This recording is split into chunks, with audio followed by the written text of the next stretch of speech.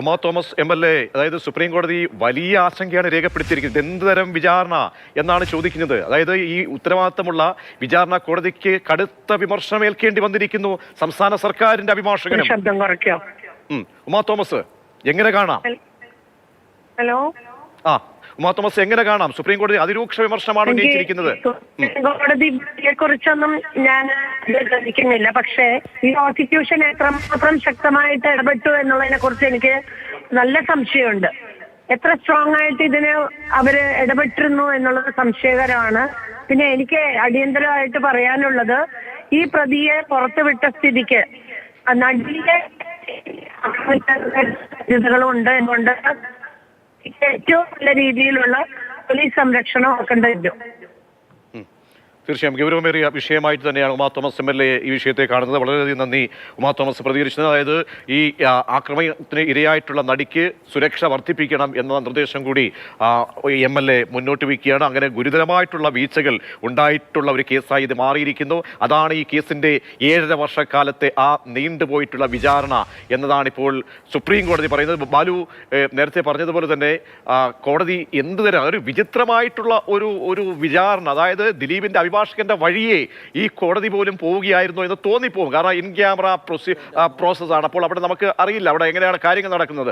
ഈ സത്യവാങ്മൂലമൊക്കെ തന്നെ കോടതിയിൽ സുപ്രീം കോടതിക്ക് മുൻപാകെ സമർപ്പിക്കപ്പെടുമ്പോഴൊക്കെയാണ് നമ്മൾ ഇതിൻ്റെ വസ്തുതകൾ അറിയുന്നത്. 87 ദിവസം നോക്കൂ, ഒരു അന്വേഷണ ഉദ്യോഗസ്ഥനെ അവിടെ 7 ദിവസം മാത്രമാണ് ഈ ആക്രമണത്തിന് ഇരയായിട്ടുള്ള നടിയോട് കാര്യങ്ങൾ ചോദിച്ചറിഞ്ഞിട്ടുള്ളത്. അപ്പോൾ അങ്ങനെ ദിലീപിൻ്റെ വഴിയെ അങ്ങ് പോകുകയായിരുന്നു ഈ വിചാരണ എന്ന് പറയേണ്ടി വരുന്ന ഒരു സാഹചര്യം. അത് തന്നെയാണോ സുപ്രീം കോടതി അതീവ ഗൗരവത്തോടു കൂടി പരാമർശിച്ചിരിക്കുന്നത് ബാലു? തീർച്ചയായും സുപ്രീം കോടതി അക്കാര്യത്തിൽ വലിയൊരു ആശങ്കയാണ് രേഖപ്പെടുത്തിയിരിക്കുന്നത്. നമ്മൾ ഏറ്റവും പ്രധാനപ്പെട്ട കാര്യം, ഈ കേസ് പരിഗണിച്ചിരുന്ന ജസ്റ്റിസ് അഭയ സോക്ക്, അദ്ദേഹം രാജ്യത്തെ ഏറ്റവും പ്രധാനപ്പെട്ട, അതായത് ഈ ക്രിമിനൽ കേസുകളുമൊക്കെ കൈകാര്യം ചെയ്തിട്ടുള്ള, നേരത്തെ കർണാടക ഹൈക്കോടതി ചീഫ് ജസ്റ്റിസ് ആയിരുന്നു. രാജ്യത്തെ ഈ എണ്ണം പറഞ്ഞ ക്രിമിനൽ കേസുകളുമായി ബന്ധപ്പെട്ട് സുപ്രധാനമായ പല വിധി പ്രസ്താവങ്ങളും നടത്തിയിട്ടുള്ള ഒരു ജഡ്ജിയാണ് ജസ്റ്റിസ് അഭയ സോക്ക. അദ്ദേഹമാണ് ഇതുമായി ബന്ധപ്പെട്ട്, അതായത് ഇത്തരത്തിൽ ഇത് എന്ത് തരം what kind of trial is going on in the trial court എന്നാണ് അദ്ദേഹം ഈ കേസുമായി ബന്ധപ്പെട്ട് ഒരു ഘട്ടത്തിൽ സുപ്രീം കോടതിയിൽ ആരാഞ്ഞത്, ഈ വാദത്തിനിടയിൽ ചോദിച്ചത്. അതിൽ തന്നെ കോടതി പറഞ്ഞത് 87 ദിവസം ഒരു അന്വേഷണ ഉദ്യോഗസ്ഥന് കേസിലെ ഒരു പ്രതിയുടെ അഭിഭാഷകന് മാത്രം വാദിക്കാൻ സമയം അല്ലെങ്കിൽ അനുവദിക്കുക എന്നാണ് സുപ്രീം കോടതി ചൂണ്ടിക്കാണിച്ചത്. തുടർന്ന് ഈ ജസ്റ്റിസ് അഭയ സോക്ക തന്നോട് ജഡ്ജിയുമായി വിശദമായി ഇക്കാര്യം ചർച്ച ചെയ്തിരുന്നു. അതിനുശേഷമാണ് സുപ്രീം കോടതി ഈ കേസിൽ ജാമ്യം നൽകുവാൻ വേണ്ടി തീരുമാനിച്ചത്. ഇതിനിടയിൽ ഈ രഞ്ജിത് കുമാർ, ഈ മുൻ സോളിസിറ്റർ ജനറലും സംസ്ഥാനത്തിന് വേണ്ടി ഹാജരായ രഞ്ജിത് കുമാർ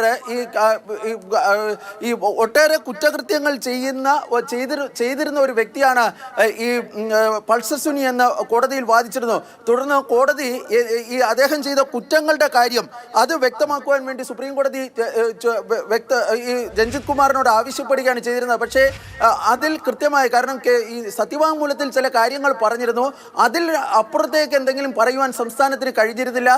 ഏതായാലും കോടതി അതിലൊന്നും കൺവിൻസ്ഡ് ആയിരുന്നില്ല. കോടതി പറഞ്ഞിരുന്നത്, ഈ അവസാനം കോടതി പറഞ്ഞത്, ഈ കേസിന്റെ വിചാരണ ഈ ഘട്ടത്തിൽ ഒന്നും തന്നെ അവസാനിക്കാൻ വേണ്ടി പോകുന്നില്ല. കാരണം 260-ലധികം സാക്ഷികൾ, അവരുടെയൊക്കെ ഇനിയിപ്പം അവർ നൽകിയ മൊഴികളൊക്കെ പരിശോധിക്കേണ്ടതായുണ്ട്, അതിൻ്റെ തെളിവുകൾ പരിശോധിക്കേണ്ടതായുണ്ട്. അതൊക്കെ വിചാരണ കോടതിയിൽ വലിയ തോതിലുള്ള നടപടിക്രമങ്ങൾ ഇനി നടക്കേണ്ടതായുണ്ട്. ആ ഘട്ടത്തിലൊക്കെ അങ്ങനെ ഒരു സാഹചര്യം നിലനിൽക്കുന്നതിനാലാണ് തങ്ങൾ പൾസർ സുനിക്ക് ഇപ്പോൾ ജാമ്യം നൽകുവാൻ വേണ്ടി തീരുമാനിച്ചിരിക്കുന്നതെന്നാണ് കോടതി പറഞ്ഞത്. ഞാൻ നേരത്തെ പറഞ്ഞതുപോലെ ഈ കോടതിയുടെ എക്സാക്ട് വർക്ക് ഇതായിരുന്നു, what kind of trial is happening in that court എന്നായിരുന്നു കോടതി ചോദിച്ചിരുന്നത്. ഈ 87 ദിവസം കോടതി, ഈ വിചാരണ കോടതിയിൽ ഈ അന്വേഷണ ഉദ്യോഗസ്ഥനെ